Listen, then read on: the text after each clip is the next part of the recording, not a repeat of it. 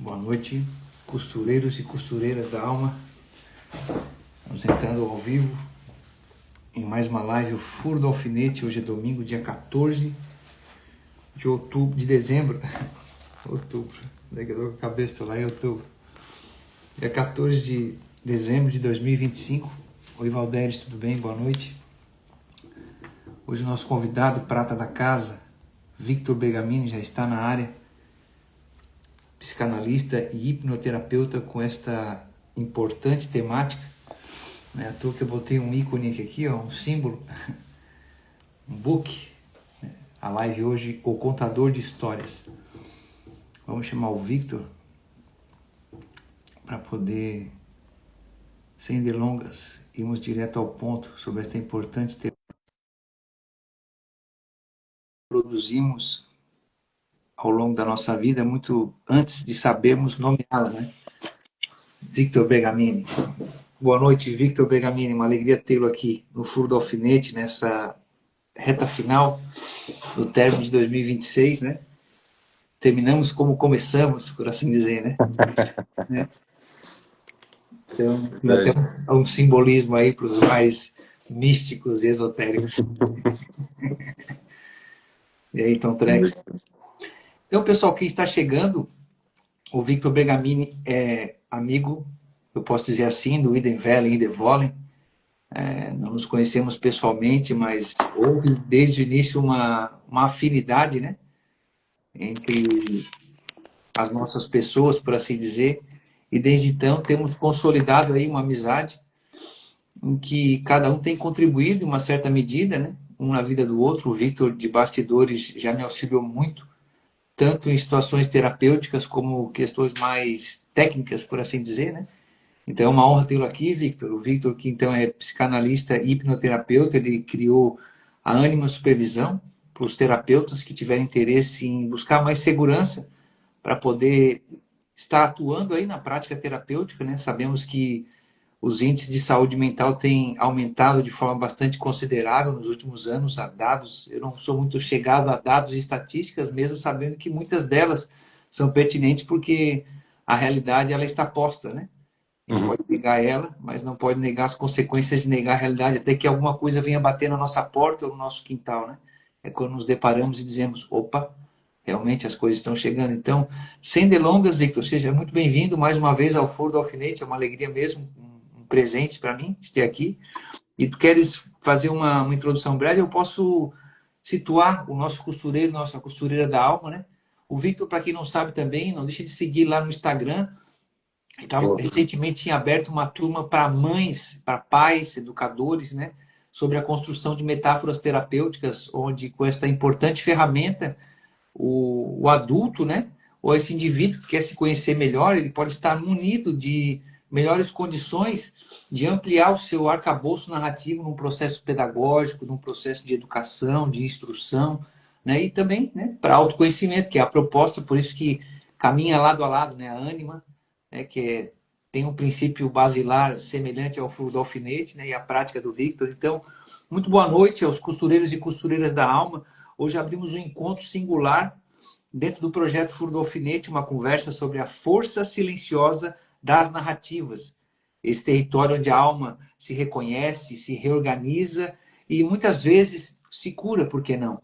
Desde antes de existirem escolas, diagnósticos ou manuais da psicologia, já existiam histórias, mitos, parábolas, contos que formavam caráter, iluminavam medos e transmitiam sentido. Não é acaso. Pensamos por imagens e é no imaginário que nossas dores, esperanças e conflitos ganham forma.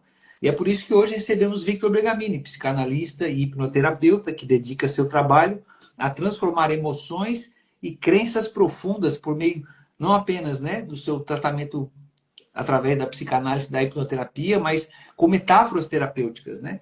Histórias simbólicas construídas para dialogar diretamente com o inconsciente, reorganizando emoções, abrindo portas que muitos acreditam estar trancadas. Nesta noite, então, vamos explorar juntos por que histórias curam, como o imaginário molda atitudes concretas de que forma filmes, por que não desenhos, né, e narrativas da vida cotidiana se tornam ferramentas reais de mudança. Então, sejam muito bem-vindos a este encontro, onde a palavra, símbolo e alma caminham juntos. Seja muito bem-vindo, Victor. Obrigado, obrigado. Um prazer demais estar aqui contigo de novo.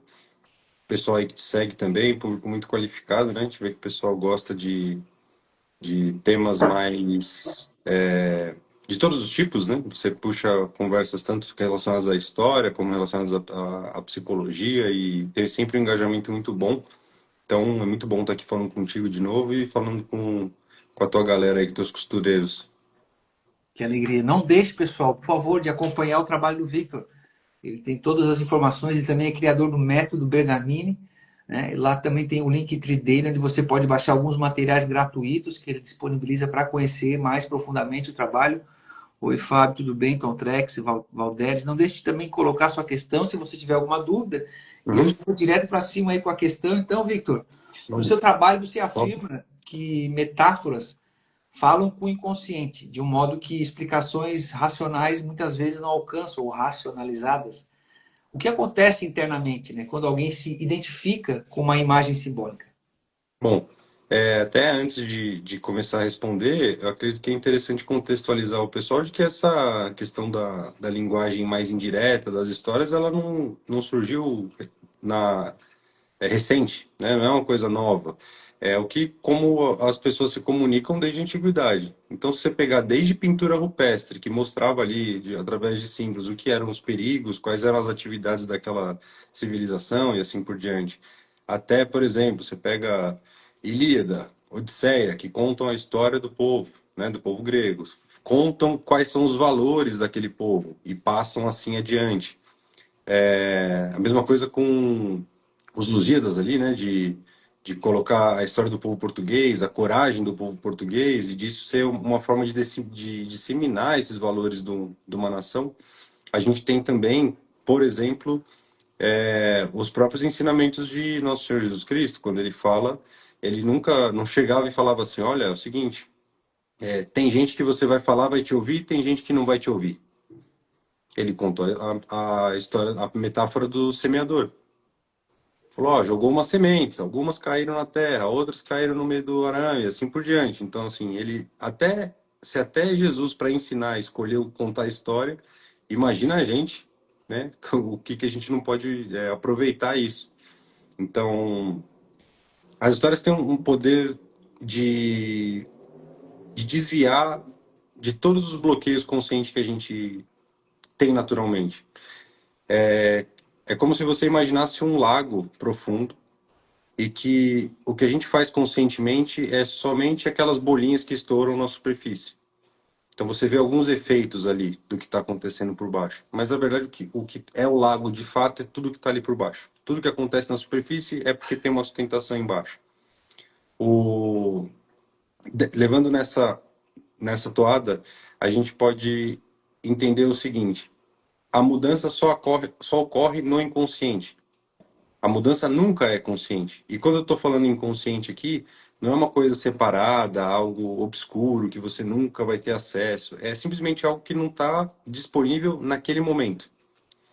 Quem está ouvindo a gente aqui agora não está reparando, por exemplo, que, sei lá, no tecido da camiseta encostando no corpo. E assim que eu falo, isso vem à tona. Você passa a perceber isso. Então é uma coisa que estava inconsciente, estava lá esquecida na tua atenção atual. E quando você quando você traz isso à tona, você percebe. Então ela se torna consciente. No caso das histórias, funciona mais ou menos assim.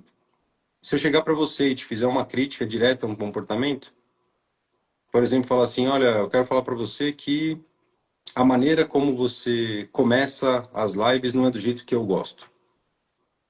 Você vai falar assim, não, pô, mas eu faço isso há tanto tempo, tal, todo mundo sempre gostou, elogiou, etc. Você vai criar uma série de desculpas ali, e verdadeiras, né? Você vai poder escolher. Você tem argumentos para isso, porque você tem, de fato, motivos para fazer aquilo. Agora, se eu te contar a história de um outro colega que tinha lá mais ou menos o mesmo número de seguidores que você, que fazia um trabalho também de trazer convidados, tudo mais e tal, e assim que ele mudou a forma de iniciar as lives, o conteúdo dele começou a chegar para mais pessoas, que era o que ele queria. que ele começou a tocar a vida de mais pessoas e tinha mais pessoas prestando atenção, você vai falar assim, pô, talvez isso seja uma boa. Porque eu não tô falando para você mudar, eu tô falando que tem outra pessoa que fez. Isso pode ser tanto contando a história de outra pessoa, até o ponto de eu inventar um personagem completamente mítico e que faz algo que seja análogo ao que você está fazendo, que você consiga captar. Então, a história ela tem o poder de tirar você, de zerar completamente as barreiras, porque como é que você vai se defender de algo que não é para você? Ao mesmo tempo, você se identifica com o protagonista da história e percebe quais partes daquilo se encaixam na tua vida. Sejam os recursos, sejam as virtudes, sejam os comportamentos, e assim você consegue uma mudança muito mais sutil, muito mais suave. Interessantíssimo. Eu posso fazer uma colocação, eu tive um insight aqui enquanto estava falando. Eu me recordo de uma história que me marcou muito. As histórias nos marcam profundamente, né, Victor? A depender de Claro. ela consegue acessar esse lugar, né, por assim dizer. Muitas pessoas passam por crises, né, sobre essa questão da existência de Deus, né? E onde estão as evidências, né? Se for para a Uhum. poesia, o salmista vai dizer que a natureza testifica, né, a existência do Criador. E aí eu vi a historinha de um jovenzinho que foi procurar lá o velhinho na aldeia, o sábio, com essa dúvida, né? Sobre a existência de Deus. Ele disse assim, ó, tu vai lá na praça amanhã em tal horário e fica sentado no banco observando, tem uma árvore lá na frente, fica observando lá durante um tempo. Depois que tu vê ali durante um tempo, tu volta aqui e a gente volta a conversar. Aí ele foi lá, sentou no banco, de frente para a árvore, e ficou observando. Aí ele pegou e viu, chegou um senhor, uma outra pessoa, né? Embaixo da árvore com uma maleta na mão. A pessoa, ela deitou debaixo da árvore, tirou um cochilo e levantou e foi embora, esqueceu a maleta. E aí, nesse meio tempo, chegou uma outra pessoa, né? Chegou uma outra pessoa, olhou a maleta, abriu, viu que estava cheia de dinheiro e, ó, vazou. E aí, passou-se mais um tempinho, chegou uma terceira pessoa. Essa terceira pessoa deitou embaixo da árvore, só que o primeiro homem esqueceu que tinha deixado a maleta embaixo da árvore, voltou lá. Voltou lá e não quis nem saber, cadê a minha mala? Ele já bateu no terceiro homem, o primeiro, né? O segundo vazou com a mala, né? Aí o rapaz voltou indignado lá pro velhinho e disse: Não, agora mesmo que eu fiquei sem entender nada. Eu vi uma pessoa que tinha tudo, perdeu o que tinha num relance, que foi o primeiro cara.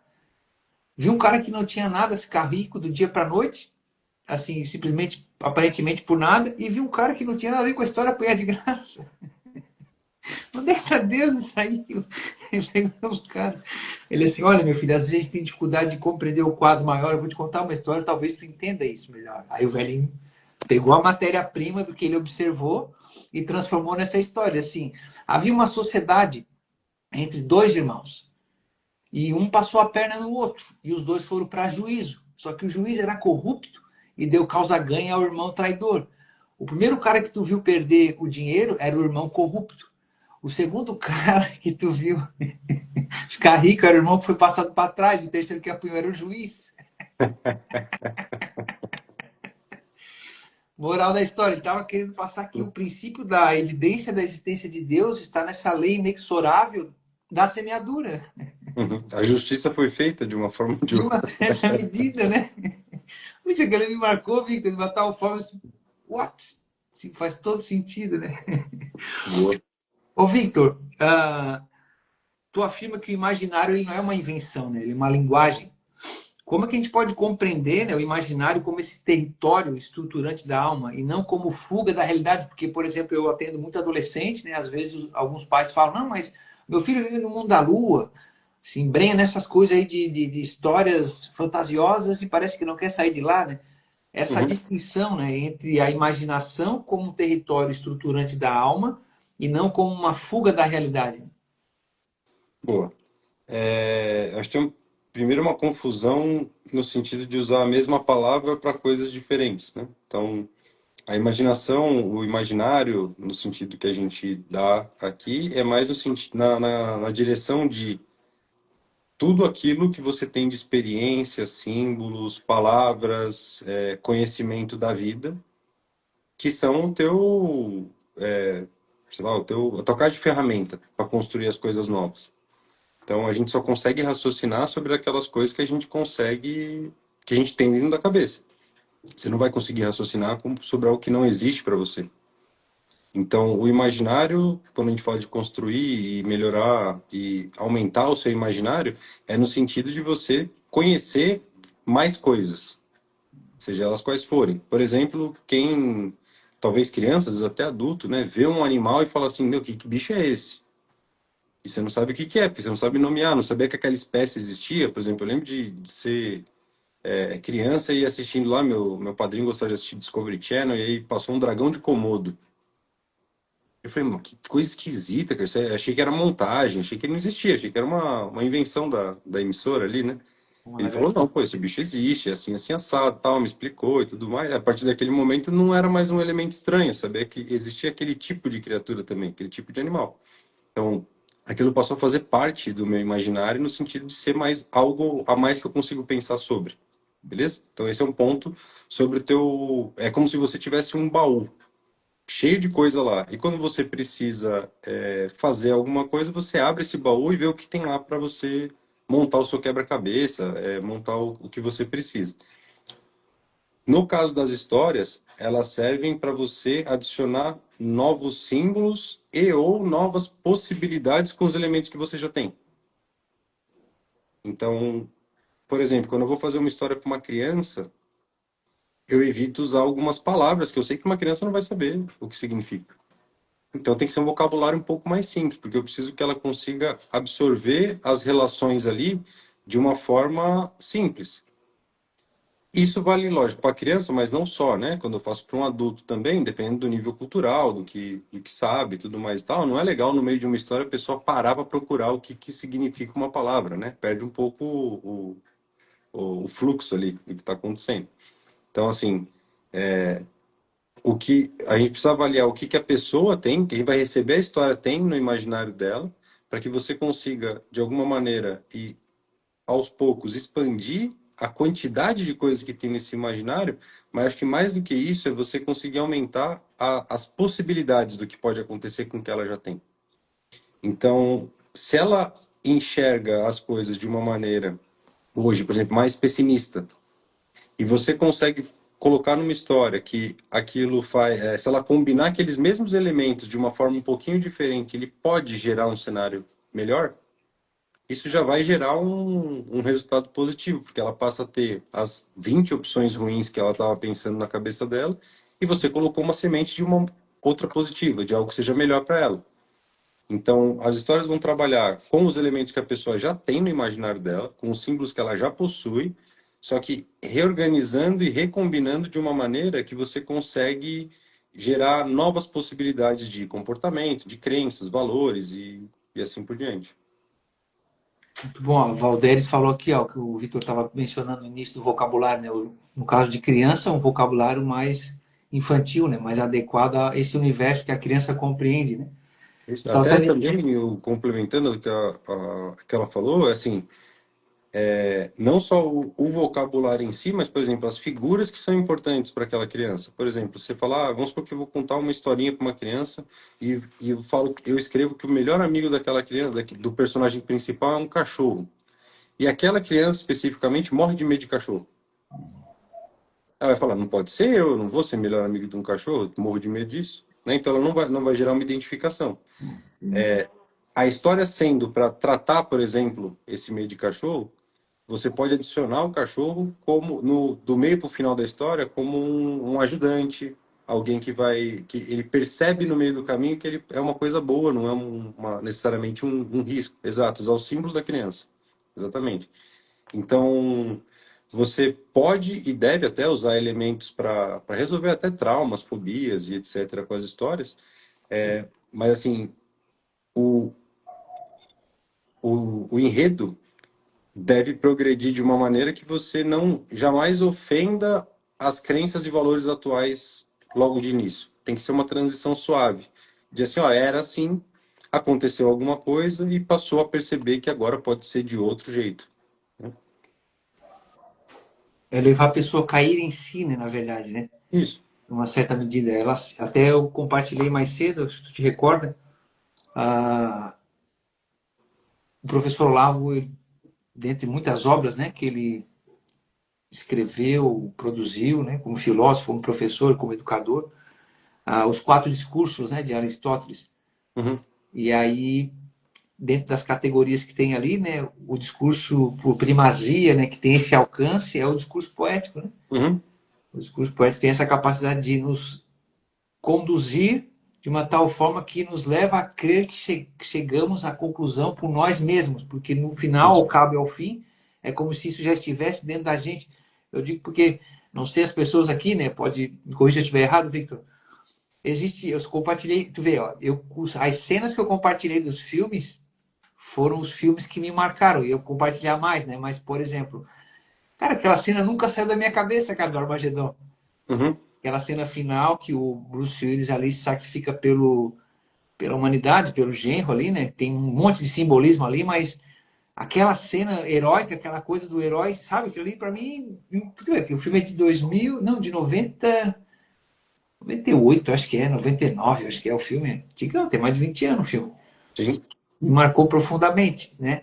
E aí eu compartilhei ali alguns trechinhos de desenhos animados da nossa época e tal. O mesmo princípio, né, cara?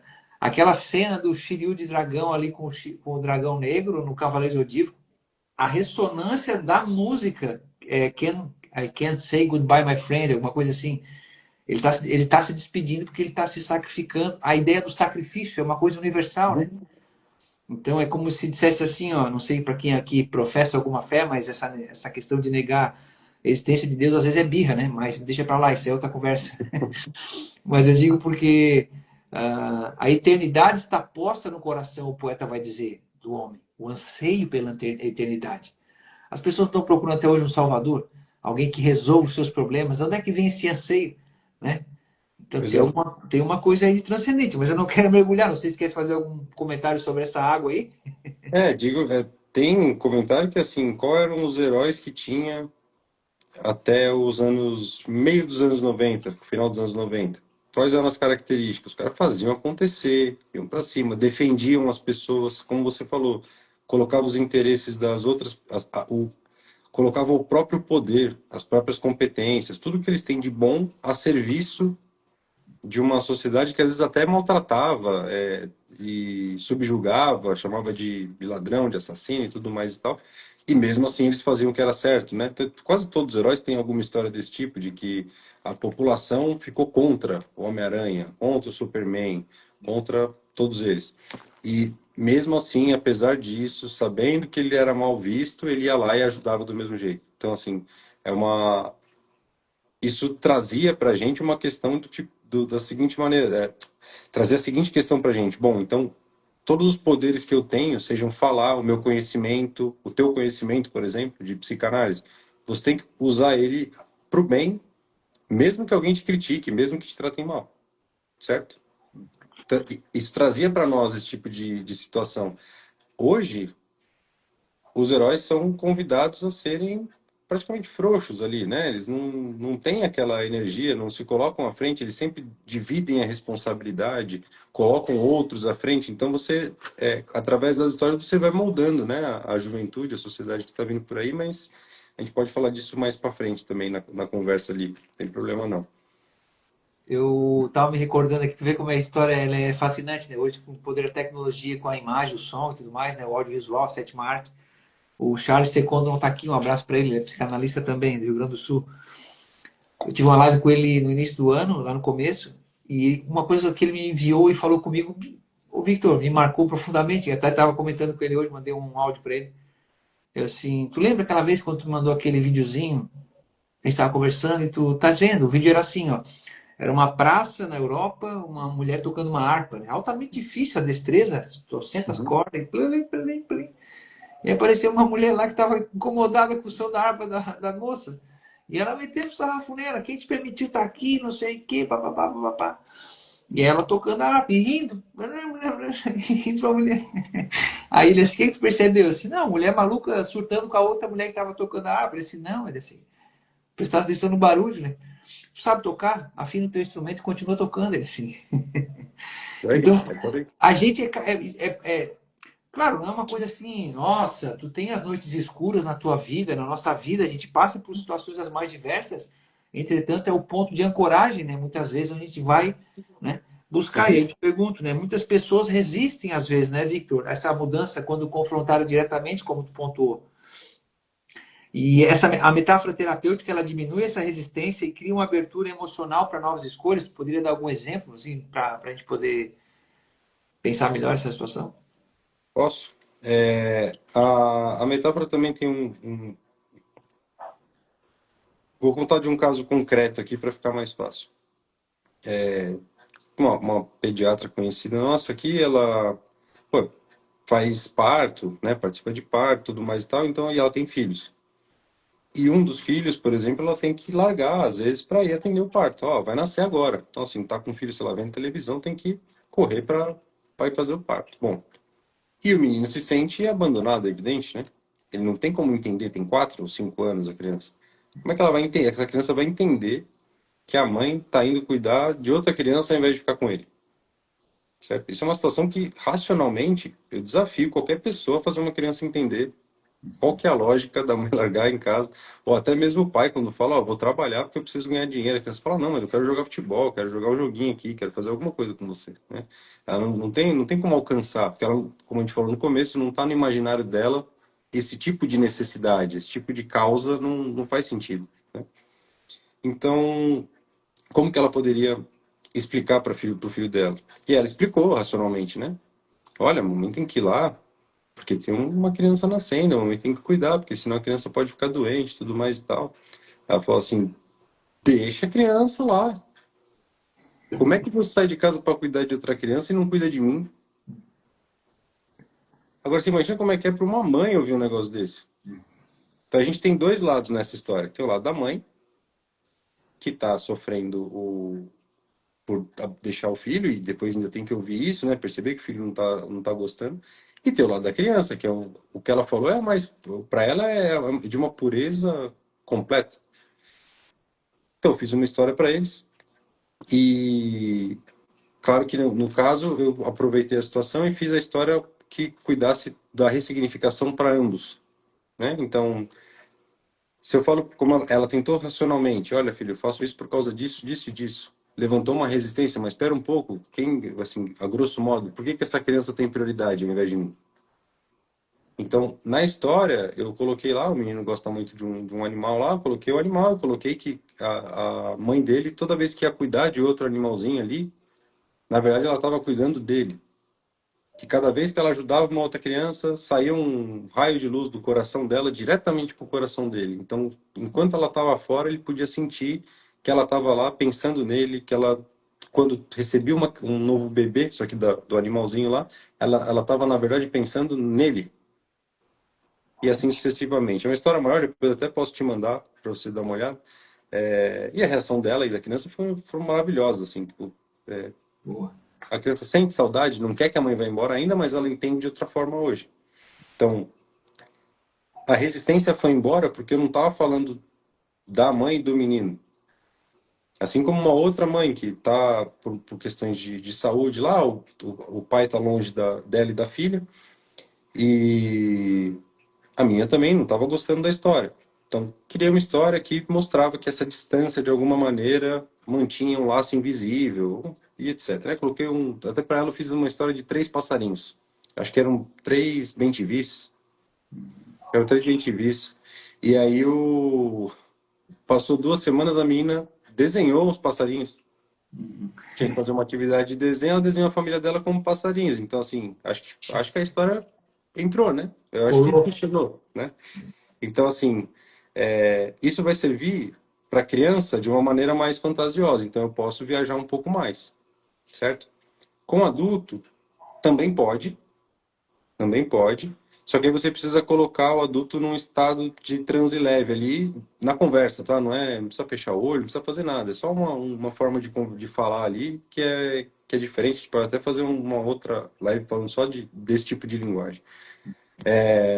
Mas assim, com adulto você pode contar uma história, como eu falei no começo. Ó, eu conheci uma pessoa que fazia assim, assim, assim, assado, né? O que que é o testemunho de uma pessoa que se converte, por exemplo? Ah, tá contando uma história. Ó, eu era assim, assim, assado, eu fazia esse monte de cagada aqui, aconteceu tal coisa, mudei, certo? Ou uma pessoa que, por exemplo, tá no Alcoólatras Anônimos, Narcóticos Anônimos também, ela também vai lá e conta para as pessoas a história dela, porque é para servir como inspiração, certo? Então, em nenhum desses lugares o cara chega e fala assim, ó, para, você não pode fazer tal atividade. Eles vão contando a história de todo mundo. E alguma delas você vai se identificar. Com algumas partes delas você vai se identificar. Então, ela deixa de ser uma imposição e passa a ser um, você vai espelhar a vida de outra pessoa, por exemplo. Espelhar a vida de um personagem. Que falou, opa, se isso está acontecendo com ele lá, talvez possa acontecer comigo. Então, dessa maneira que a gente tira essa resistência, né? Então, ao invés de falar para você, por exemplo, você fala assim, puta, Vitor, eu tô perdido aqui, cara. Não sei o que eu faço sobre isso, isso e aquilo. Eu falo, pô, uma vez eu tratei uma pessoa que estava perdida. Ela passava por isso, mais isso, mais isso, mais isso. Vai falar, eu também. Eu vou falar, não me diga. É mesmo? Como se eu não soubesse. E assim você vai conduzindo a história e leva para algumas das possíveis soluções que a pessoa precisa ter. Sem aquela resistência que muitas vezes os pais fazem isso, né? De querer dar sempre ordem direta, de falar, não, mas eu falo para o meu filho fazer isso. Não vai funcionar. Simplesmente não vai funcionar. A Valdez aqui, é importante ressignificar, a Gilene falou isso mesmo, Gilene. E podemos ver vários personagens no filme da vida. É isso aí, Valdez. Sim? Uma boa expressão, né? As expressões também carregam também muito sentido metafórico, simbólico também, né, Victor? Uhum. As expressões. E aí eu queria te perguntar, né? Basicamente já foi para outra, já consumiu nessa resposta que tu deu, mas a gente estava mencionando anteriormente, né? Filmes, séries, animações frequentemente provocam mudanças de atitude, né? Até o Victor, eu não sei, tu fechou o grupo já, Victor, para metáforas ali? Tu vai abrindo Não. novamente? Eu tô eu tinha feito um grupo na semana passada só para mães, para receber os áudios ali, os áudios para redução de estresse, ansiedade, né? E culpa, né? Pelo menos foi os três ali que no papo que eu tive com a maioria das mães foram os três mais gritantes, assim, né? Que as mães mais reclamavam, né? Então, eu fiz ali uma sequência de 5 áudios que eles vão se empilhando, né? Na sequência. E é claro que eles não precisam ser ouvidos em sequência, mas pelo menos a primeira semana é legal que faça, porque ele vai empilhando ali os recursos, né? Dali para frente, cada mãe escolheu o que mais gostou e tudo mais. Então, esse grupo ali do WhatsApp, ele finalizou na sexta. Mas nada impede, quem quiser me manda uma mensagem ali no direct, eu adiciono no grupo, reenvio os áudios sem problema nenhum, tá? Isso aí dá para manter recorrente. A outra parte, que é a de ensinar os pais a fazerem, né? E pegar pela mão e também conduzir nesse processo, aí eu faço praticamente uma aula particular, né? São 10 sessões de 1 hora até 1 hora e meia, mais ou menos, onde eu faço um mapeamento do núcleo familiar completo, entendo ali quais são as dinâmicas, e além de eu criar para esses pais 3 metáforas por semana, para eles usarem entre eles ali, metáfora para o pai ler para o filho, para a mãe ler para o filho, para eles lerem juntos e assim por diante, também vou ensinando os pais a criarem por si só, né? Além do acesso a alguns prompts para eles poderem usar ChatGPT, Gemini e tudo mais para facilitar, né? Algumas pessoas têm mais dificuldade de escrever, então eu também entrego ali uma sequência de prompts que vai evoluir para um agente GPT em breve, mas ainda não deu. E, e assim, a ideia é que nessas 10 sessões, eles já saiam sabendo criar por si só as histórias, identificar, né, a situação. Tem lá o método da calma, né, que é um acrônimo. Então, aí eles saem das 10 sessões sabendo criar as histórias e já saem de lá com 30 histórias para começar. Então, não sai do zero, né, já sai com um bom material, com todas Uma as letra de ferramenta. já sai pronto, sim, dá para usar ali, pô, pelo um mês sem repetir, né? Sem repetir. E a gente sabe que criança, pelo menos ali até 10 anos de idade, às vezes gosta mais de uma história, vai ficar pedindo, né? Conta de novo aquela lá do dinossauro, conta aquela lá do cachorrinho, do passarinho. Então, assim, sempre tem. Então, esse é um outro trabalho que é particular, né? Faço só com um casal, no caso. Claro que depende da estrutura familiar, né? Se não tem um casal, se for só o pai ou só a mãe, às vezes os avós, né? Que querem fazer, também sem problema nenhum. Chama ele no direct lá, Valderes. Ela tá perguntando aqui se trabalha com adolescentes também, né? Também, Tem netos adolescentes. Chama ele lá também, que responde. Responde, Victor. também, claro, claro. E assim, pode ser, assim, tanto para atender adolescente, claro, né? Mas o que eu acho que costuma ser muito mais eficiente é o sistema, né?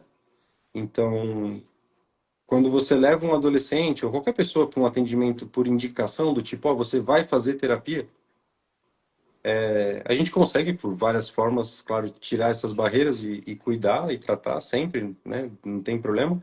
Mas se você, por exemplo, e as pessoas que estão envolvidas com esses adolescentes, têm essa outra forma de comunicação para também usar, vocês conseguem usar todos os dias, né? Dia após dia, o tempo todo. Então, deixa de ser um atendimento pontual, que pode acontecer em paralelo, mas assim, você tendo as ferramentas para dar continuidade nisso, né? Vai com certeza ter um resultado ainda melhor. Muito bom. Aí Aí, você tinha perguntado dos filmes antes, né? E eu falei de é. outra coisa e, bom, rapidinho sobre os filmes, né? Tem algum, até postei nos stories recentemente a sequência sobre o Popeye, Uhum. que foi um dos casos que mais me chamou a atenção. Porque assim, espinafre não é um gosto agradável para criança, certo? Nenhuma criança vai escolher espinafre por livre e espontânea vontade. Existia uma necessidade ali, porque até tem eu não sei se é uma lenda, se é um erro da época também, de que disseram que o cientista que disse que o espinafre tinha um X lá de ferro, de percentual, ele escreveu e não pôs uma vírgula. Então parecia que tinha 10 vezes mais do que ele realmente tinha. Então foi um erro da época lá. Isso eu vi como fatos interessantes sobre essa questão do espinafre, mas não é confirmado, tá, pessoal? Mas assim, de qualquer forma, um desenho onde um marinheiro esquisito, um desenho de puta, péssima definição, né, comparado com o que tem de animação hoje, é uma meia dúzia de rabisco ali. Ele comia o espinafre e ganhava super força, só isso, só isso fez aumentar 33% o consumo de espinafre nos Estados Unidos. Então, dessa forma, fica muito difícil falar que uma história não tem o poder de mudar um comportamento de uma pessoa se ela muda o comportamento de uma nação, certo? Então, pensa nisso no espinafre, você pode pegar todos os filmes e séries que são produzidos. Hoje em dia, todos eles têm uma intenção. A gente sabe muito bem qual é. Né? Até tem um pessoal que brinca da geração Friends, que é um monte de gente de 30 e poucos anos, que tem trabalhos meia boca, querem ficar com os amigos, ninguém quer casar, ninguém quer ter filho. É uma geração que assistiu achando que era legal ser o Joey lá, ser aquele pessoal. Então, isso tem impacto. Tem o pessoal agora do How I Met Your Mother, que é um pouco mais novo, né? Que é uma cópia do Friends de um pouquinho mais nova ali. Então, tudo que a gente tem de produção cultural, ela vai afetar o comportamento da sociedade. A questão é, a gente tem muita gente com muito dinheiro especializada em criar histórias para colocar o comportamento, as crenças, os valores que eles querem que você tenha. A gente precisa ter uma ferramenta de força equivalente para que a gente possa usar pelo menos dentro de casa. Então, enquanto o desenho, as séries estão dando uma série de ordem para as crianças, para os adolescentes e para nós também, adultos, a gente também cai nessa. A gente não fica blindado quando fica mais velho, não. Cai igualzinho, tá? Quem aqui não estava assistindo A Casa de Papel e torceu para os bandidos, certo? Então, é muito bem feito isso. Então, o que eu quero fazer hoje é dar para as famílias a chance de falar assim, não, beleza, o mundo, a sociedade, a cultura quer por esses valores, esses princípios, essas virtudes para os meus filhos. Ou a falta de virtudes, né, para os meus filhos e para minha família. Então, eu tenho também condições de eu criar algo que vai ter a mesma força, o mesmo efeito e vou usar para proteger esse meu núcleo familiar. Que é, de certa maneira, o que fazia os Estados Unidos logo depois da independência, né? Eram as famílias que criavam, as famílias que educavam com base na Bíblia, com base em histórias deles, das próprias famílias. Falasse histórias bíblicas, eu estava me recordando, eu gostava muito de acordar da manhã cedo no SBT para assistir as histórias de Jesus, né? Os desenhos bíblicos que tinha antigamente. Uhum, Te recorda, era muito bom. Tu vê, essa questão que tu estás falando, a gente ia enveredar para o outro lado, mas pesquisando um pouquinho, fazendo levantamento, né? Eu gostava muito que no final da história do He-Man sempre tinha uma moralzinha ali, né? uhum, Hoje até virou meme isso aí, né? E... Mas a polêmica é que o desenho foi criado para vender o boneco, né? Porque o boneco surge antes do desenho, né? uhum. Essa que é a questão. Eles meio que amenizaram, rolou a polêmica ali, porque o Conan já tinha sido lançado antes, e tem uma relação ali, lembra alguma coisa, né? Um bárbaro.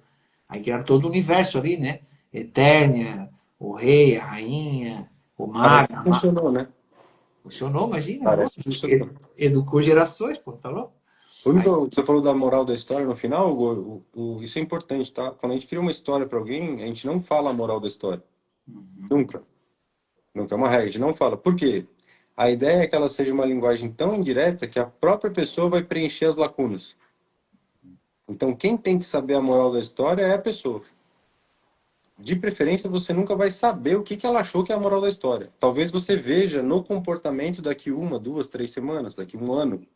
Mas, assim, a moral da história em si, ó, essa história significa que você precisa mudar isso, isso e cagou tudo. Assim, conta só conta a história e deixa trabalhar. Conta outra história e deixa trabalhar. E vai aumentando, melhorando e criando novas combinações no imaginário, no inconsciente da pessoa. E aí, uma hora você vai ver aquilo se manifestar. Às vezes a pessoa, é divertido usar isso, um parênteses aqui, nos atendimentos, que a pessoa muda uma expressão que você colocou na história. Então você colocou uma expressão lá, por exemplo, de e eu tenho certeza que isso vai melhorar. O personagem principal falava, e a partir do momento que ele falou isso, ele começou a procurar novas soluções, por exemplo. E aí, depois de 2, 3 sessões com a pessoa fala assim: ah, aconteceu isso, mas eu tenho certeza que isso vai melhorar. Você fala: ah, beleza. Então pegou, sabe? Simplesmente entrou na imaginação da pessoa. Não, você não precisou criar uma repetição, um mantra, etc. Só foi. porque na verdade a gente percebe, e aí falando não é de forma técnica, né? Mas o paciente chega porque ele não está conseguindo articular sua tensão e sua pressão interna, né? Então ele não dispõe de um baú, vamos botar na expressão que o Victor usou, né? Com figurinhas, com ferramentas, com objetos lá dentro que façam ele poder conseguir construir esse palácio da memória, o palácio interior, né? A sua casa interna, né? E se achar lá dentro, né? Uhum, Santa Teresa d'Ávila vai usar moradas, né? Claro, tem uma conotação uhum, transcendente e tudo mais, mas a ideia de um castelo, a ideia de quartos, de cômodos, né? O que a literatura faz? Está aqui, ó, entre página e conversa, né? Um abraço. É da área da literatura. A literatura, o Samuel teve aqui, o Samuel Freitas, escreveu o Jumento Carcará. A, o impacto que isso teve na vida das pessoas, parece que tu estava lá no Nordeste, cara, ouvindo as histórias. Não só pela ambientação, né, que ele consegue transmitir na escrita, a questão da norma, da raiz, da forma de expressar, de dizer, mas as coisas que ele envolve ali, os personagens, né, que remontam o drama humano, porque o drama humano está presente ali na narrativa, né? E basicamente é isso. Então, o terapeuta é esse cara, essa pessoa, esse indivíduo, esse profissional que auxilia, né, o paciente a aumentar esse arco, né, para contar essa história para si mesmo, né? E aí uhum. ele se imune de ferramentas. A metáfora terapêutica é uma excelente ferramenta porque é algo natural na história humana, Isso. faz Exato. parte da gente como pessoa. Né? Até pega o Forrest Gump, contador de história, todo mundo ficou apaixonado por aquele filme. Uhum, Erros históricos, pode ter isso, aquilo, acolá, mas é a história de um cara, tinha um problema, superou o seu problema, né? E viveu a vida de forma inocente, vou botar assim, entre aspas, né? Meio parece sem noção, mas não. Mas era muito sensato, né? Porque a forma como ele vivia fazia menção a uma história que era real, né? E fazia com que houvesse essa identificação, né, Victor? O poder da metáfora tem isso, né? Assim como quem escuta uma música uhum, e chora descornado porque lembra que ele foi traído, ou que idealiza ou almeja o amor que nunca chegou, ou daquele que partiu, ou da pessoa amada que não está mais aqui, né? Ou de um momento, às vezes, até, sei lá, do cotidiano, de uma lembrança, de uma memória, de um momento, né? De uma emoção. Ou o cara começa a achar demais que é uma possibilidade o conteúdo da música. Então o cara nunca foi traído, mas fica ouvindo toda hora isso daí e começa a achar, opa, será que eu não estou sendo traído? Né? Então, assim, você, de alguma maneira, aquilo entra como, passa a ser uma possibilidade. E essa que é a grande questão. A partir do momento que aquilo é uma possibilidade, você consegue pensar sobre. Então, você pode pensar sobre o caso que você falou aí de música de corno, né? Ou você pode escolher pensar sobre outra coisa. Colocar no teu imaginário, assim, coisas que fazem uma família ficar forte e unida.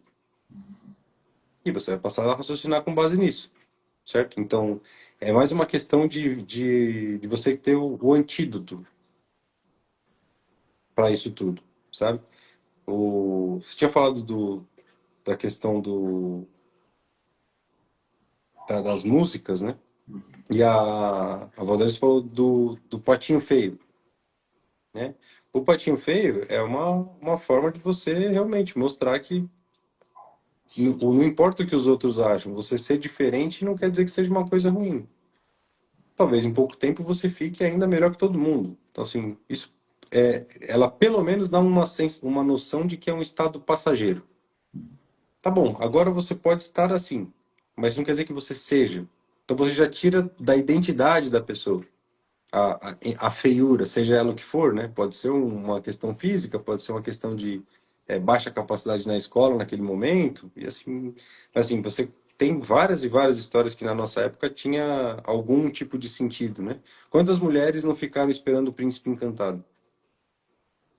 E quantos homens não passaram a acreditar de que a mulher só queria príncipe encantado? Ou seja, um cara com dinheiro, o rico, o caramba quatro, né? Como que isso não moldou a nossa geração também, né? Então, a gente a gente está sempre sujeito a histórias, sempre, o tempo todo, E as, sempre vulnerável, e sempre as, vulnerável. A questão é qual você quer ouvir e quais você ouviu que já geraram algum problema e como que você cria um antídoto para elas agora.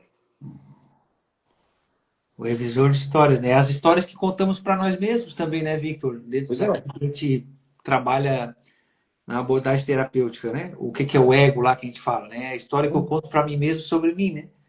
pois é. Qual que você quer contar, né? E quando eu falo qual que você quer contar, não estou falando para mentir. Estou falando que às vezes é só você olhar um pouquinho mais de lado para a mesma situação e você vai ver outra história acontecendo. Tem uma técnica de programação neurolinguística que você é uma estratégia para perdão ou culpa, né? Então, que a culpa é quando você, se for culpa, é uma coisa que você precisa se perdoar de alguma maneira, né? Você precisa deixar de se culpar. Se você for um perdão, é parar de culpar outra pessoa. Então, de alguma maneira, ela é tem a mesma utilidade para as duas coisas, porque são a mesma coisa.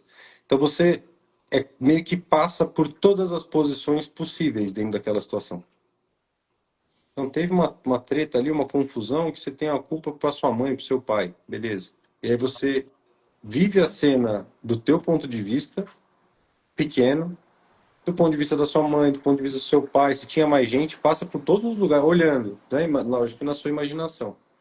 E você, em última instância, você vê aquilo tudo de fora, como se fosse um olhar de um mentor. Né? Para quem religioso, para quem é cristão, você pode colocar, né, como o que Deus está achando disso, você especular sobre esse assunto. Então, você está contando, qual que é a estratégia, a ideia por trás desse exercício? Você vai contar a mesma história 3, 4, 5 vezes diferentes. 3, 4, 5 vezes de maneiras diferentes. Então você, de cara, passa a ter mais possibilidades. Então, putz, será que era para eu estar tão triste assim? Eu tenho outras opções. Eu posso ficar triste assim, ou eu posso ficar compreensivo, que eu vi que aquela situação, minha mãe não estava bem, meu pai não estava bem, o tio, o professor e assim por diante.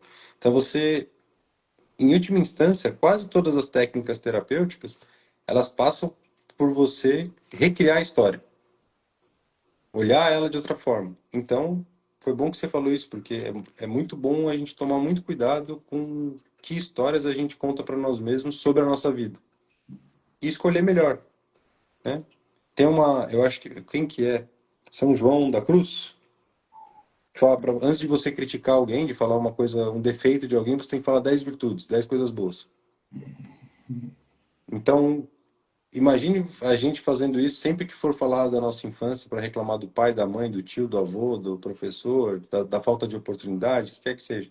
Falar 10 coisas boas do seu pai antes de falar de um defeito dele, 10 da sua mãe, 10 do seu tio, 10 do seu irmão. Isso também é uma forma de você ressignificar e mudar o teor da história, né? Ô, Victor, em última instância, eu estava conversando esse tempo atrás com um conhecido e caímos nessa conversa aí, né? Eu disse, pois é, né? Ainda que hoje tem a questão da órfãos de pais vivos, né? Às vezes a pessoa fica naquilo, já trabalhou até, inclusive, já falar sobre isso também. Ah, meu pai, minha mãe.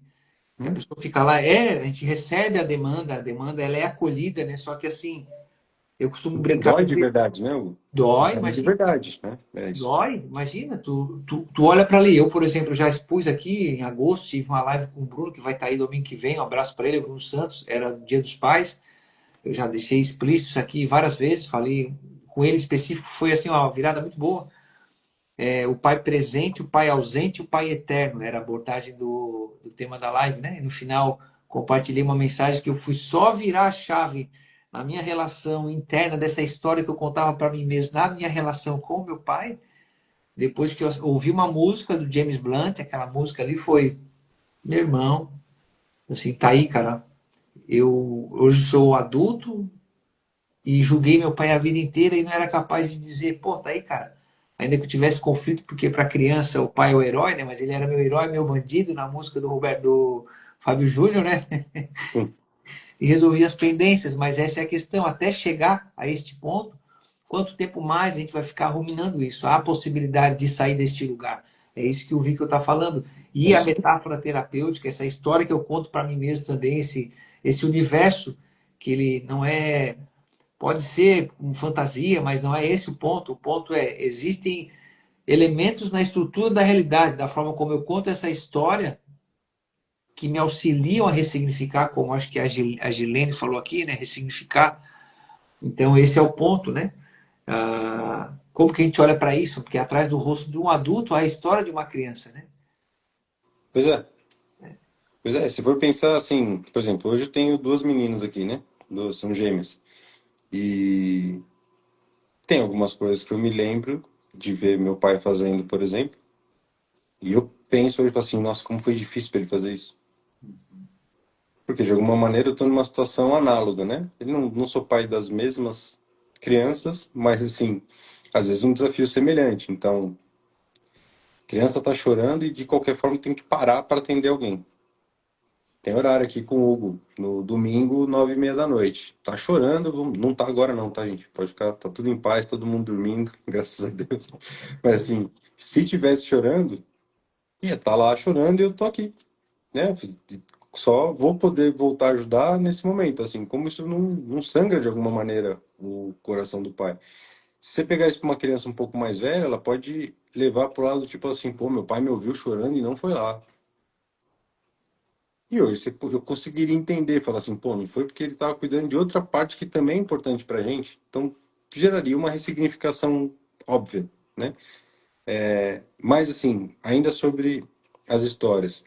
Eu me lembro que antes de ter muito acesso à tecnologia, isso eu estou falando, sei lá, até 2004, 2005, a gente sentava para conversar numa roda assim, que tava os tios, né? Tinha o pessoal mais adolescente ali, de 14 a 17 anos, e tinha os tios, os pais, o pessoal mais velho ali, que agora sou eu, né?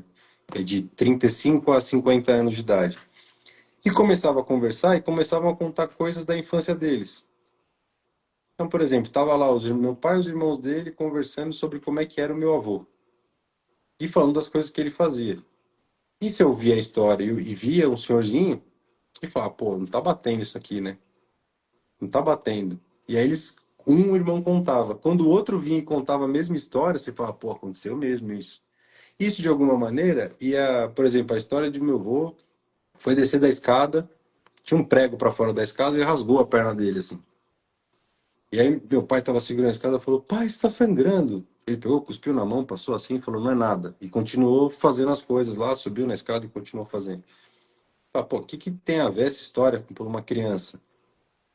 Para mim foi um negócio assim, pô, meu avô, primeiro, meu avô é um destrutível, né? Depois eu percebi, quando eu me cortei com... Aconteceu de eu me cortar de alguma maneira semelhante, né? No meu caso também foi com prego. Sem querer, depois que já tinha parado de sangrar e tudo mais, e tal, eu lembrei da história dele, mas a minha atitude foi semelhante. Senti um pouco de dor ali, eu falei assim, pô, tem que terminar de fazer as coisas, depois eu cuido dessa porcaria aqui, sabe? Eu tenho certeza que se a história fosse, nossa, eu vou descer da escada, rasgou com a perna com um prego, se jogou no chão e tivemos que levar ele para o hospital, talvez quando aconteceu comigo eu tivesse feito a mesma coisa, sabe? Então, as histórias de família, qual que é a tua linhagem de uma maneira positiva, tô falando aqui, né? Qual que é a tua ascendência? O que que teu pai fez, sua mãe, seus avós, tudo mais e tal, também te ajudam você a se reconhecer melhor como ser humano. Reconhecer quais são as possibilidades que você tem. Ouvindo as histórias dos seus amigos e dos pais dos seus amigos também. Passa a criar novas possibilidades. Hoje, infelizmente, né, como é tudo digital, faz tempo que eu não vejo uma família reunida contando as histórias, lembrando de histórias, para os mais novos que estão vindo saberem o que aconteceu. Fica tudo meio que isolado. Então, isso é um comentário que a gente nem tinha falado sobre isso, né, Hugo? Mas acho que é um comentário importante, né? Os pais, os tios, os avós conversando na presença das crianças, na presença dos adolescentes, contando como é que foi a juventude deles, como é que foi a vida adulta, como é que foi quando, imagina, o avô contando para o neto como foi quando o pai dele nasceu, contando as coisas que o pai dele fazia na escola também, fugia, pegava na rua, por exemplo, você escuta a história de gente falando que imagina você ouvir a história que seu pai, não é a minha, né? Essa é de outro amigo meu, que o pai roubava o carro do avô, tirava o carro do avô, empurrando da garagem para não ligar, para não acordar o velho.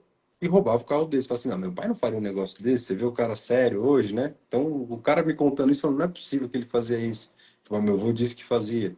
Então, isso vai construindo, né, o caráter da criança, do adolescente, e forja uma pessoa melhor. Histórias, nossas histórias, né? Como dizia o É poeta. isso.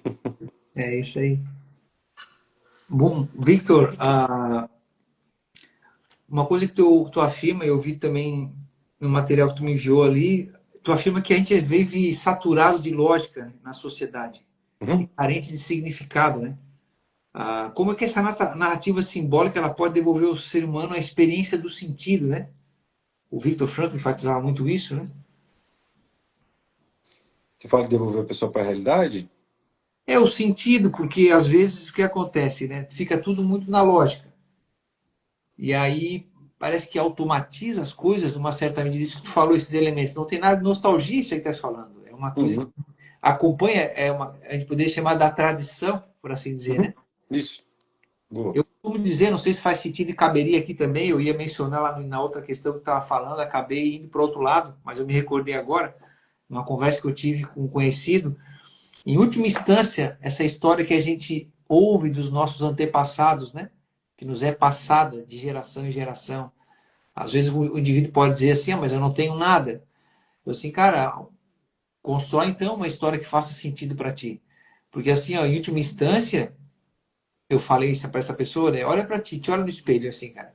Uma semente caiu na terra e germinou essa vida, cara. Só o Uhum. fato da semente ter caído na terra boa e germinado, eu acho que já é motivo de tu pensar ou encontrar ou construir, né? Algo que possa fazer a tua própria história a partir de, né? Então, Sim, sim. Sobre essa parte de você trazer, né, de sair um pouco da questão da lógica, é mais porque a tua lógica, vamos, peraí, deixa eu voltar dois passos. A gente de alguma maneira acha, tem gente que fala que é muito racional. Não, eu sou muito racional. Mas eu afirmo, hoje talvez sem explicar tanto, que toda atitude, entre aspas, racional que você toma surgiu de uma emoção. E depois a razão vai justificar aquilo com os elementos que ela tem, do porquê fez, o porquê não fez e assim por diante. Pega alguém que saiu na porrada no trânsito. Ela vai ter uma justificativa do porquê ela fez aquilo. É uma justificativa completamente racional. Mas a verdade é que ela não fez aquilo racionalmente. Ninguém vai sair brigando com um estranho no trânsito, ainda mais nos dias de hoje que a gente não sabe o que pode acontecer, certo? Então, assim, o princípio é, se a tua lógica, entre aspas, gigante, não está funcionando hoje, não está te ajudando a ter o estado interno que você quer ter, as relações pessoais que você quer ter, às vezes até, sei lá, o dinheiro que você quer ter e tudo mais, isso significa que essa tua lógica está obsoleta. Se a lógica está obsoleta, significa que a emoção que está gerando isso pode não estar te levando para o lugar que você deseja, ou você está fazendo mau uso dela. Logo, a ideia é ir lá no teu baú, que a gente falou no começo, né? E reorganizar as relações entre os itens desse baú. Então, será que quando eu fico com raiva eu tenho que dar uma porrada em alguém? Ou será que eu posso articular isso de uma forma que eu use para outro fim? Quando eu fico triste, será que eu preciso me trancar dentro do quarto? Será que eu preciso ficar sem falar com a minha mulher, com o meu marido uma semana, porque eu estou triste, que eu estou magoado e tudo mais e tal? Ou será que tem outra forma de eu fazer isso? Então, quando a gente fala de tirar a pessoa da lógica, é de ela achar e criar novas justificativas para o mesmo comportamento. Você vai continuar criando novas justificativas, inventando novas mentirinhas ali só para justificar um comportamento inadequado. E aí entra naquela primeira que a gente fez, né? Vira uma neurose, que puxa outra neurose, que puxa outra neurose, e aí sempre num ciclo de merda. Então, para não precisar desfazer 10 neuroses para chegar no cerne da questão, conta uma história. Uma boa história. Não precisa ser muito complexa. Não, não é nada. A complexidade é baixíssima. A ideia. Até fazer um parênteses aqui, então, antes de você fazer a próxima pergunta.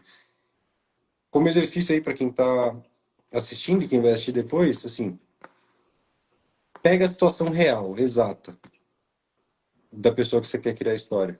Então, ó, eu quero criar uma história para Valdez aqui, ó. Beleza. Aí eu sei que ela está passando por uma situação assim, assim, assado, é uma questão familiar, ou sei lá, tem algum problema de saúde na família, Deus nos livre e tal, estou usando só como exemplo. E você está muito triste. Eu sei exatamente a história dela real. Com a história real dela, eu começo a criar elementos que são paralelos a ele. Então, por exemplo, ao invés de usar a Valdez, eu poderia usar, não estou conseguindo ver a foto aqui, mas eu posso usar uma rainha, uma princesa, uma viajante, depende do que eu acreditasse que ela se identificaria mais. E ela está passando por uma situação, uma questão de doença na família, os caminhos que ela está indo tá indo para outra cidade e no caminho tem muitas plantas que machucam. Então, onde ela passa, ela se corta, sente e etc. E assim, até ela chegar no destino, que é a segunda cidade. Então, eu pego a primeira situação, que é eu sei a história real, eu vou criando elementos análogos. Então, quem vai ser o meu protagonista? Alguém que ela se identifique. Qual que é a situação que ela está passando? Tem uma situação parecida que eu posso fazer isso? E hoje, com inteligência artificial, você só mandar lá, né? Gente, ó, tem uma pessoa triste. Quais são situações simbólicas análogas à tristeza? Ela vai falar assim, tem uma nuvem pesada na cabeça. A pessoa está se sentindo pesada. A pessoa está se sentindo encolhida, exprimida. Então, assim, você consegue criar vários. Até você ter o ponto de virada e, finalmente, adicionar os recursos que precisa. Então, a estrutura básica é essa, tá? Ó, eu vou contar outro exemplo aqui, ó. Não é nada de. Às vezes é uma dificuldade, né? O ser humano, de um modo geral, né, o Victor? Ah, a gente tem aquela história de apontar para o outro e não olhar para si, né? Então, às vezes, quando eu falo de Pedro fala de Paulo, eu sei mais de Pedro do que de Paulo. Então, ser a testemunha fiel da sua experiência é se colocar dentro dessa situação, né? E se olhar, né? De frente. Quando o Victor fala aqui da racionalização e das mentirinhas que contamos para nós mesmos, é a gente escapando, né? E cada vez mais indo Uhum. para longe, né? E não trazendo para perto esta realidade, né?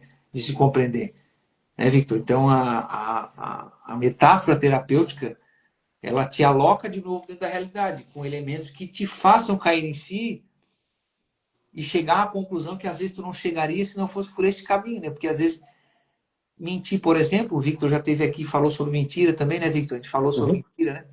A mentira, ela não gasta energia, por assim dizer, né? Ela não gasta energia, né? Não consome energia.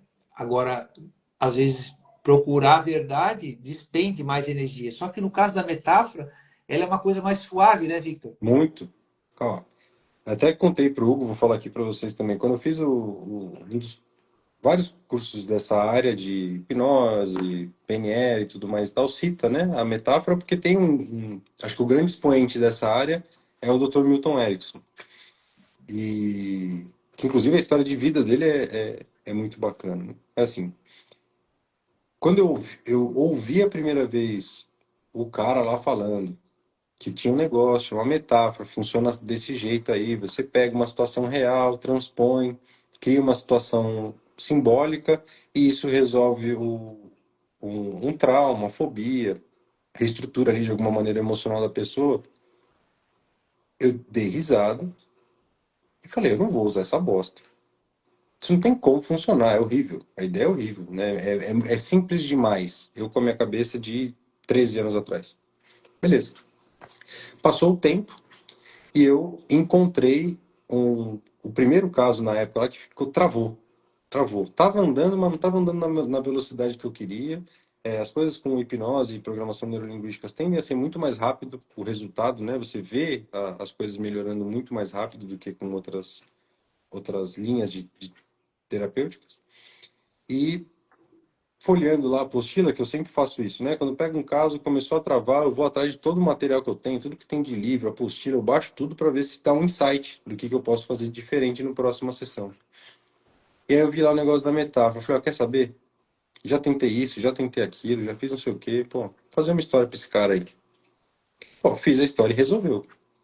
O cara voltou diferente, falei, puta, não é possível. Peguei outra, eu comecei a fazer algumas assim, aleatoriamente. Fiz pra minha irmã, fazendo pra todo mundo que eu podia.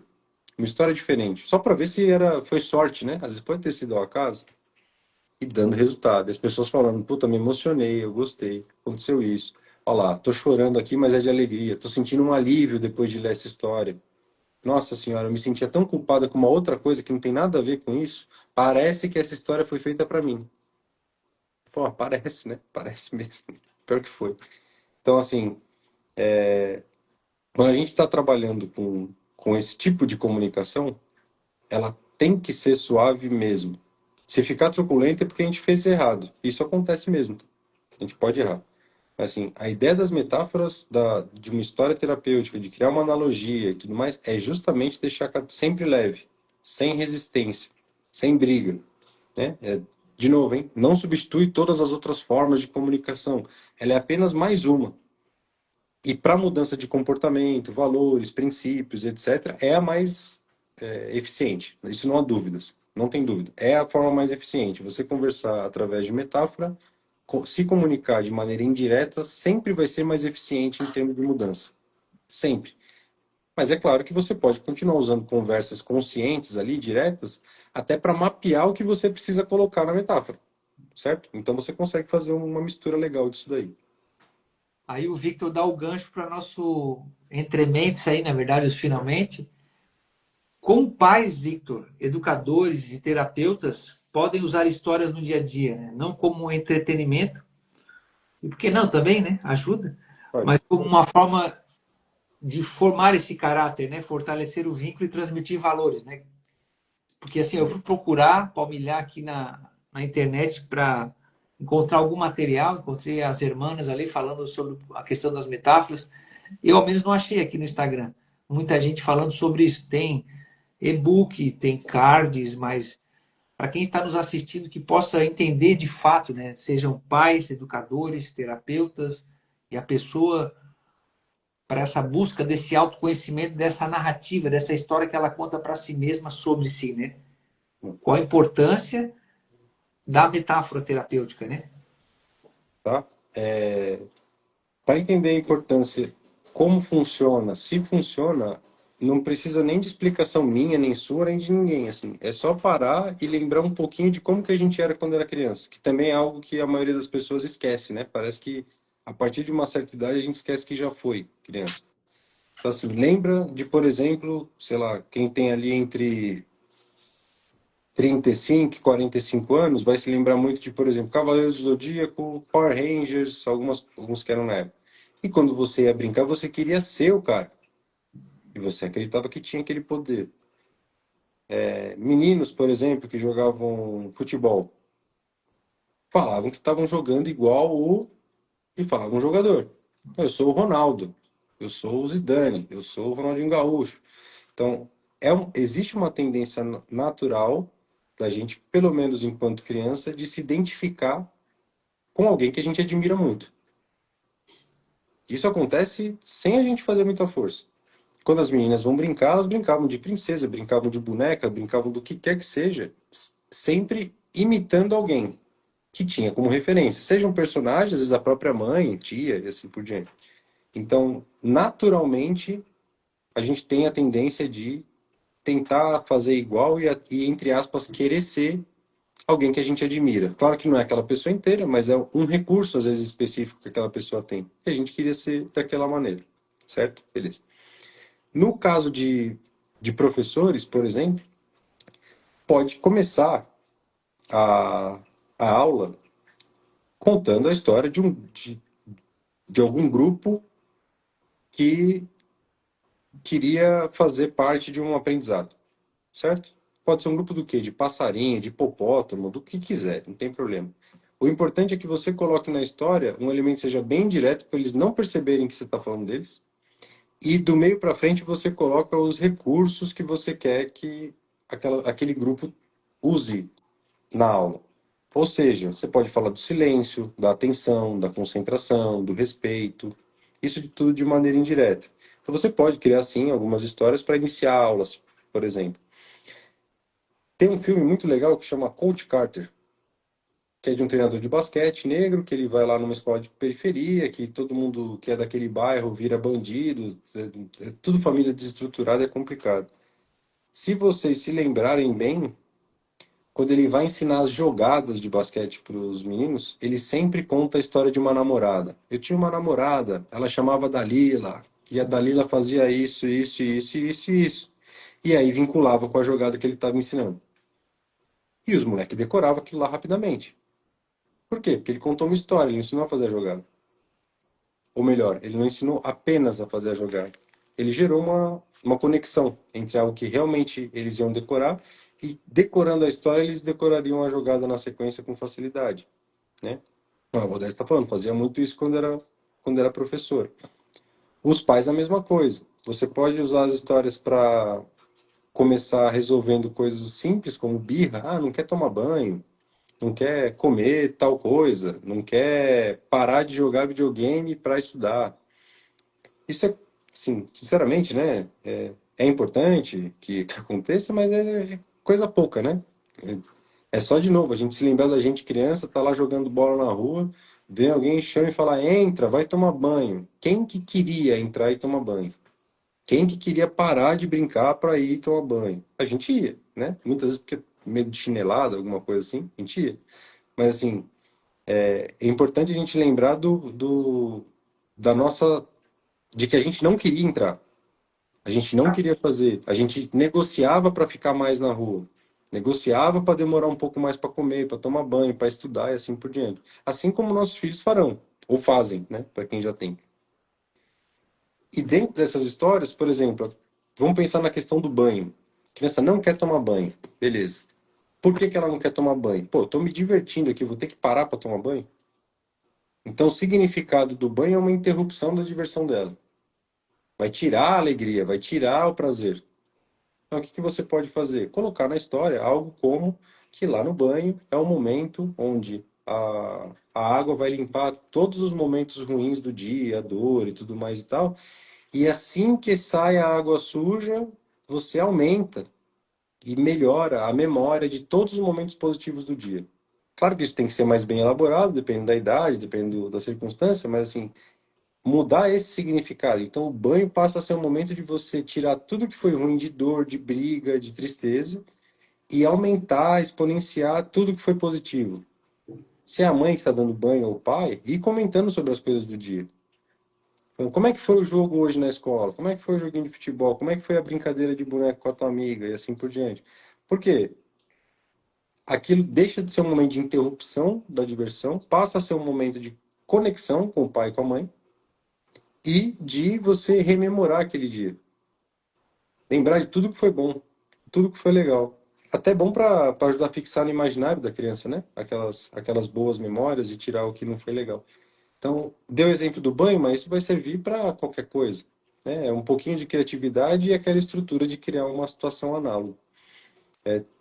Pode servir, a gente falou de pai, de professor, ficou faltando algum do que você perguntou? Não, e aí eu estava lembrando, ele não vai apelar, ele vai usar o exemplo de como uma geração inteira aprendeu a importância do banho com um ratinho de massinha, né? Foi, foi. Coloquei isso aí também numa sequência lá de stories. Eu tenho certeza, e tem uma amiga minha até que comentou isso, que até hoje ela dá banho no menino, o filho dela tá com 9 meses, se eu não me engano. Ela dá banho no menino cantando a música do Ratinho do Castelo rá né? Então, você consegue facilmente mudar um comportamento contando uma história.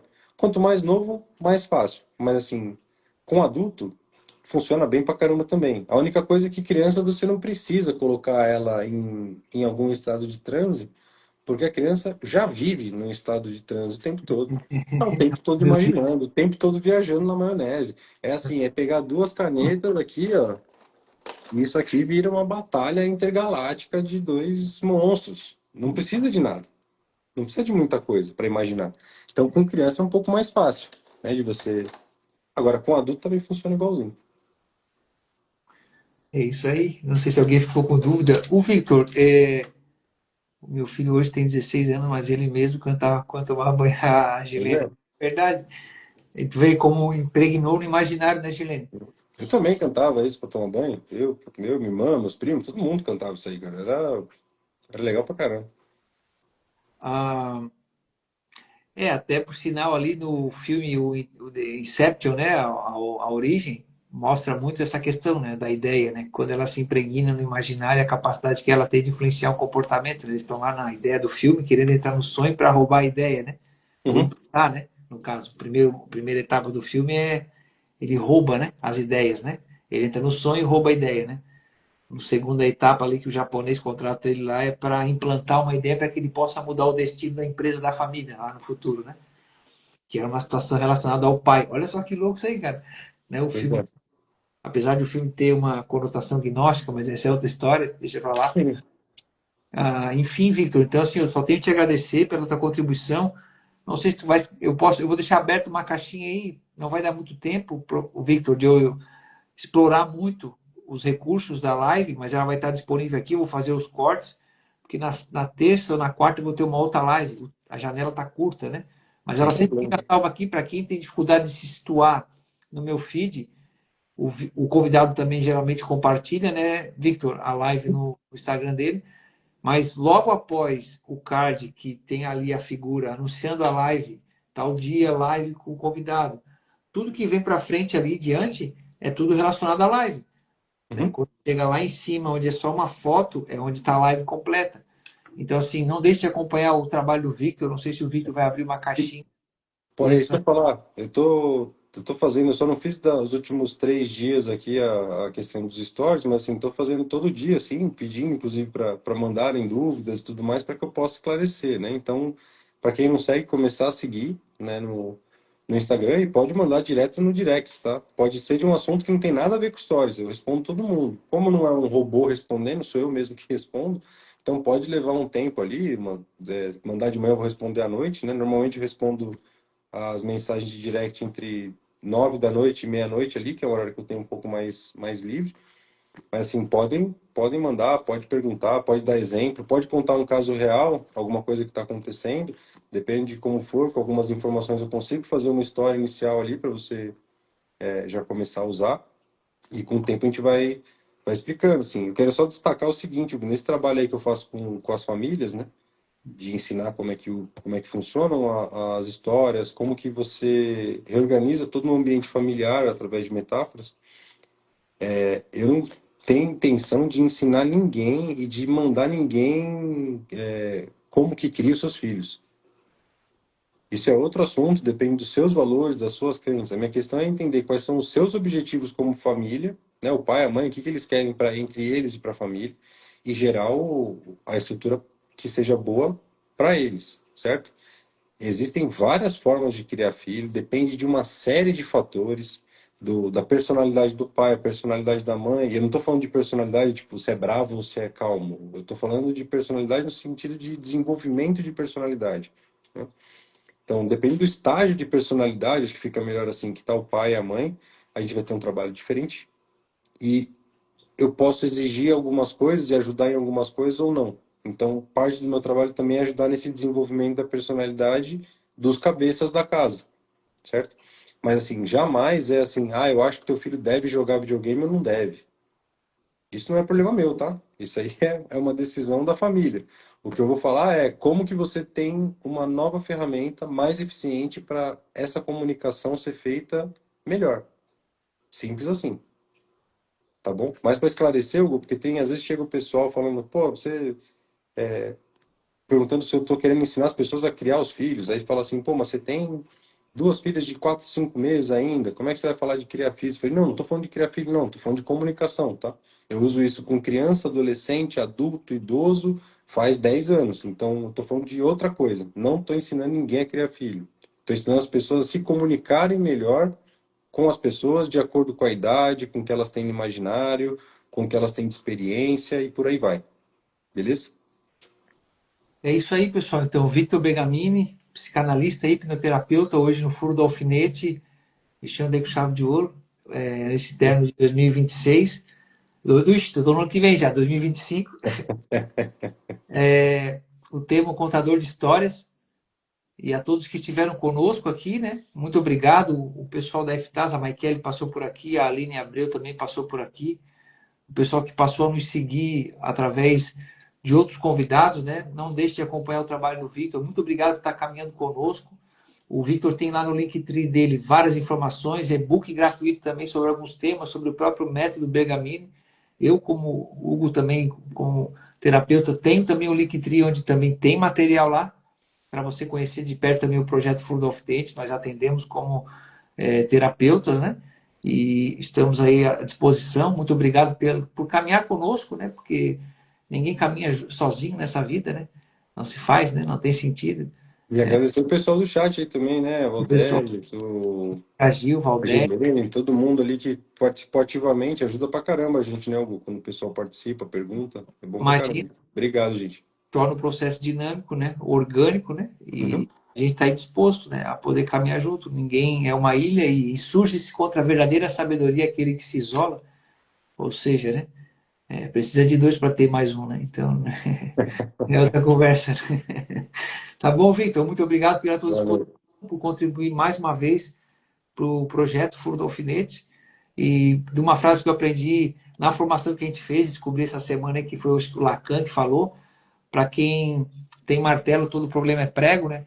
Então está na hora de adquirir outras ferramentas, né? Então, quer dizer, a metáfora terapêutica, ela é um universo de ferramentas também para poder ordenar este mundo interior, né? Com Então é isso. certeza. Obrigado a todos aí, tá bom? Uma ótima semana e fique com Deus. Valeu! Valeu.